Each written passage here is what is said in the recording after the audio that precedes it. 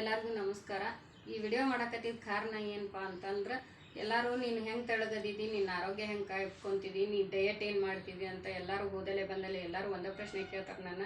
ಅದಕ್ಕೆ ನಾ ಹೇಳೋದೇನಂತಂದ್ರೆ, ನಾ ಯಾವ ಡಯಟು ಮಾಡೋದಿಲ್ಲ ಮೊದಲೇದು. ಎರಡನೇದಾಗಿ ಏನಂತಂದ್ರೆ, ನಮ್ಮ ಆರೋಗ್ಯ ನಮ್ಮ ಕೈಯಲ್ಲೇ ಐತಿ. ನಮಗಂತ ದಿನ ಬೆಳಿಗ್ಗೆ ಎದ್ದ ತಕ್ಷಣ ಒಂದು 5 ನಿಮಿಷ ನಾವು ಸಮಯ ಮಾಡ್ಕೊಂಡ್ವಿ ಅಂತಂದ್ರೆ ನಾವು ಆರಾಮಾಗಿರ್ಬೋದು.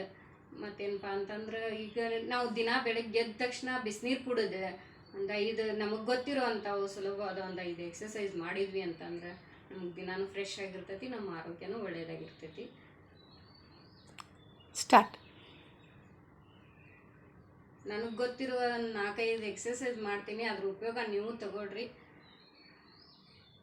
ನೋಡುಂಬರಿ ಯಾವ್ಯಾವ ಎಕ್ಸಸೈಸ್ ಅಂತೇಳಿ. 1 2 3 4 5 6 7 8 9 10. ಈ ಎಕ್ಸಸೈಸ್ ಮಾಡೋದ್ರಿಂದ ಎದೆ ಭಾಗದ ಬೊಜ್ಜು ಕರಗ್ತೈತಿ ಮತ್ತು ಹೊಟ್ಟಿಗೂ ಆರಾಮಾಗ್ತೈತಿ. ಎರಡನೇದು ಏನಪ್ಪ ಅಂತಂದ್ರೆ 1 2 3 4 5 6 7 8 9 10.